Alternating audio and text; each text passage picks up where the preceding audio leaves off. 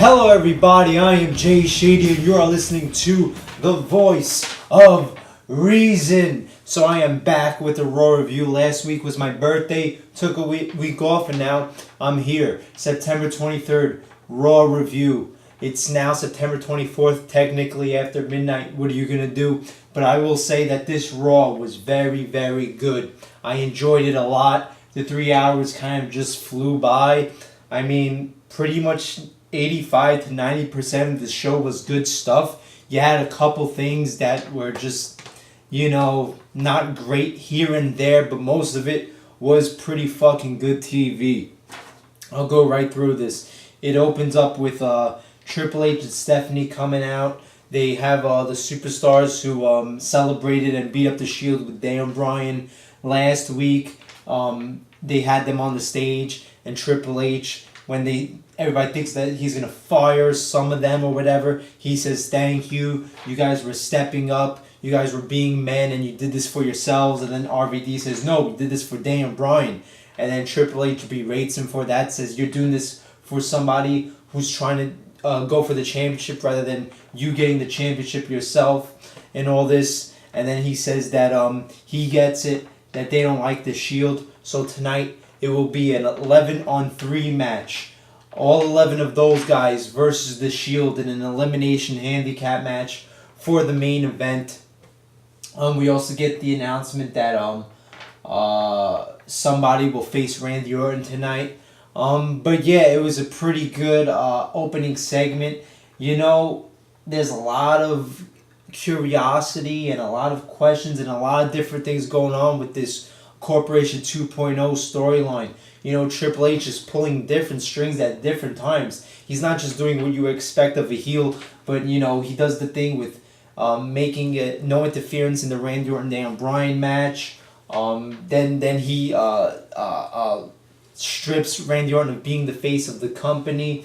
Now he's putting the Shield, his bodyguards, in an 11-on-3 handicap match. So what is his ultimate motive here? What is the ulterior motive? We don't know, so it makes for intriguing television moving forward. So yeah, good opening segment. Then we get Alberto Del Rio versus Kofi Kingston. This was a pretty good opening match. Had some good moves. I'm not a big Kofi Kingston guy, but I have to admit this was a good match. There were some nice counters. This one counter into a DDT was pretty good that Kofi Kingston did. But Alberto Del Rio gets the win with the arm bar. So there you go. Then you get the primetime players versus the Wyatts. This is one of the negative parts of the show. This wasn't a good match.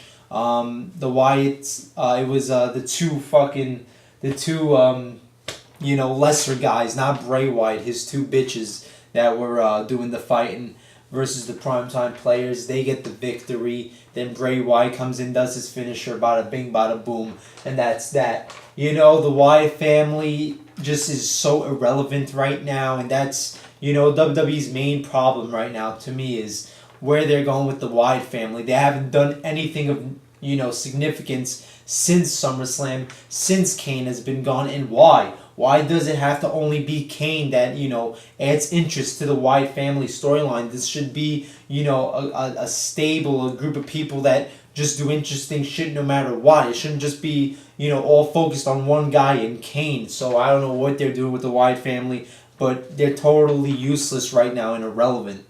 Then you get a Miz TV segment. Miz, his guest is Big Show. Miz says that he's going to get revenge on Randy Orton for beating him up last week in front of his family.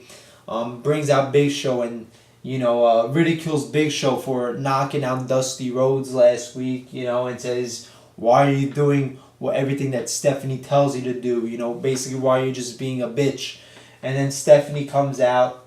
She talks to the Miz, says, look, you have no business, saying anything. You're just a utility player. Very truthful. You're just the guy that we send to do promotions for us on radio stations and commercials and spotlights on TV. You're not a main guy. You're just the guy that we parade around to do our promotional media buzz.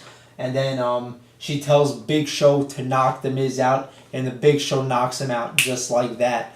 The Big Show storyline is a lot interesting than I thought it would be. I cannot wait to see this guy snap and just beat the shit out of Stephanie McMahon or Triple H or, the Shield. But I just, it's going to be a big moment when he finally says no and stands up to these people. This is the most interesting storyline the Big Show has been in since, God knows how long, probably over 10 years.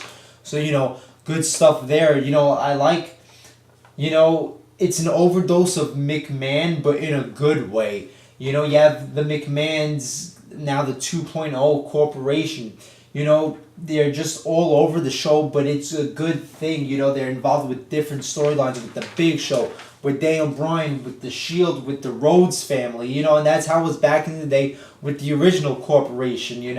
They had control over the whole show, and that's how you do it. You're gonna make a dominant heel stable, heel faction, heel players.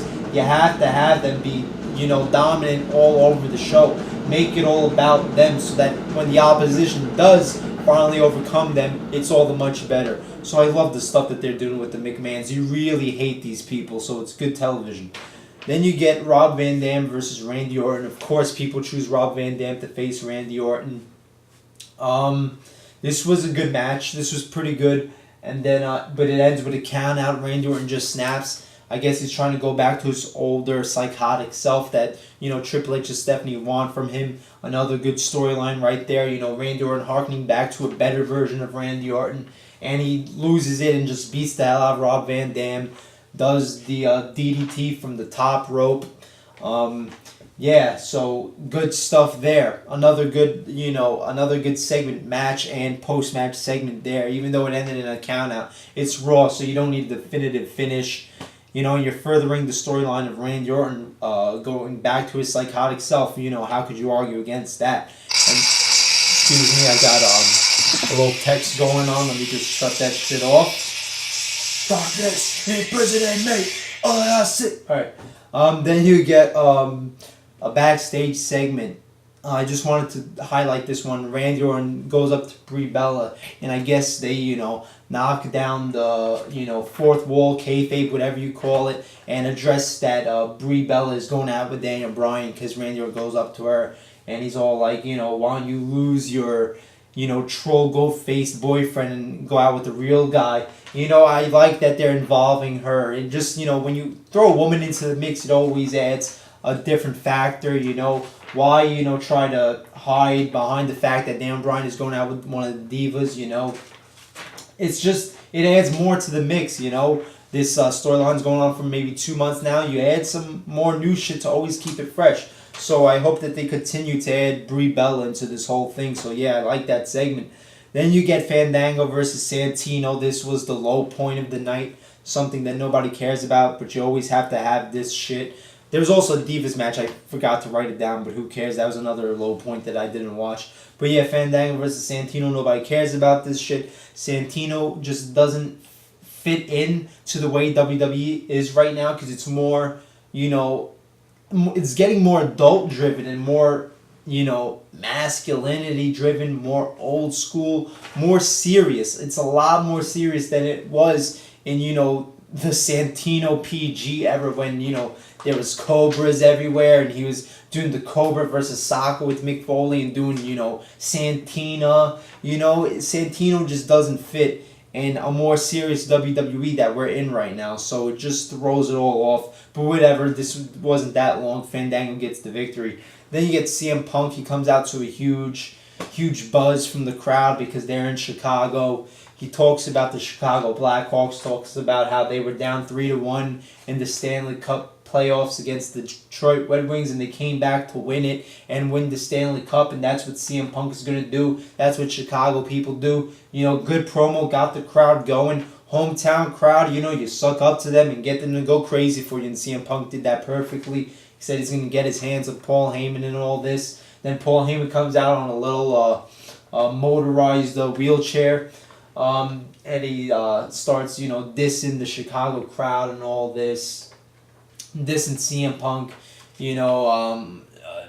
trying to boast and brag about that he got the victory over CM Punk. And then CM Punk is like, what if I run up there right now before your two goons come out? Even if it's only 2 seconds, I'll be able to do a lot in 2 seconds. And then Paul Heyman is going to leave, but he, looks like his scooter is broken or whatever. And CM Punk runs up to him, but, from the sides of the stage, Curtis Axel and Ryback beat the hell out of Punk. Ryback slams Punk through a table outside, It's, this is probably the closest you'll get to another Attitude Era. I have to admit this stuff has been really good. Even though I didn't review last week's show, it was also very good, A lot of gold on this show tonight, man. I'm very, very pleased. So yeah, you get that. And the heels are actually looking dominant for once. It's not just, a bunch of nerdy goofball faces smiling and giggling while the heels are running away. The faces are getting dismantled lately and beaten by the heels, so it's going to be great when the faces overcome it. Then you get Daniel Bryan coming out. He does a promo, talks about basically how, he didn't have anything to do with the fast count. He's going to beat Randy Orton and all this. He doesn't care if it's the Viper Randy Orton, if it's the new Happy Randy Orton, he's going to beat him. And then the Shield comes out, and they're about to beat up Daniel Bryan. But once they get out of the fan area to go up to the ring, you see two guys in hoodies start beating the shit out of the Shield, and it's Cody Rhodes and Goldust. Just awesome. It came out of nowhere. I hate to keep saying, I hate to keep comparing it to the Attitude Era, but that is a good thing. When I'm comparing something in favor to the Attitude Era, that means you're doing something right. And this, another thing, felt like the Attitude Era. Just two guys in hoodies. They used to do this shit all the time. They're hiding themselves. They come in from the crowd. And Cody Rhodes and Goldust, a lot of great storylines going on out of nowhere. I mean, I remember like 3-4 months ago when WWE was just so stale, and I was thinking about stop watching it. I was thinking, should I stop watching it? And now you have great storyline after great storyline. You have the CM Punk Paul Heyman thing, the McMahons versus the Rhodes, McMahons and the Shield. What are they doing with that? The McMahons and Daniel Bryan, the McMahons and the Big Show. You just have a lot of stuff going on. It's great that they put this Corporation 2.0 thing. You have Randy Orton trying to go back to his psychotic self. Just great shit. And I mean, for all these John Cena nut jobs who think that, once the show doesn't have John Cena in it, it's just boring and, why watch it? Well, you're all fooled now because this show has been phenomenal without John Cena. I can't even imagine if John Cena was included in this. He would just be fucking tearing the house and just making the McMahons and the Shield and everybody look like a bunch of chumps. But, thankfully, you have Superman out of the game, so you can have regular, believable fucking people as faces for once, which is a great thing. But, yeah, it pumped me up. It really pumped me up when I saw Cody Rhodes and Goldust. I never thought I'd be pumped up to see Cody Rhodes, but, WWE pulled it off. Great shit. And then you get the elimination match. In the beginning, Roman Reigns is spearing the fuck out of, like, one guy after another guy and getting pinfall after pinfall. I think it was, like 7-on-3 at a point because Roman Reigns was just eliminating everybody. And then eventually Roman Reigns gets eliminated and Dean Ambrose gets eliminated, and then Daniel Bryan eliminates Seth Rollins. But it was a really good match, different. You never see an 11-on-3 handicap match, especially with the heels being the ones who are outnumbered. And why is Triple H doing this? What is his ulterior motive here?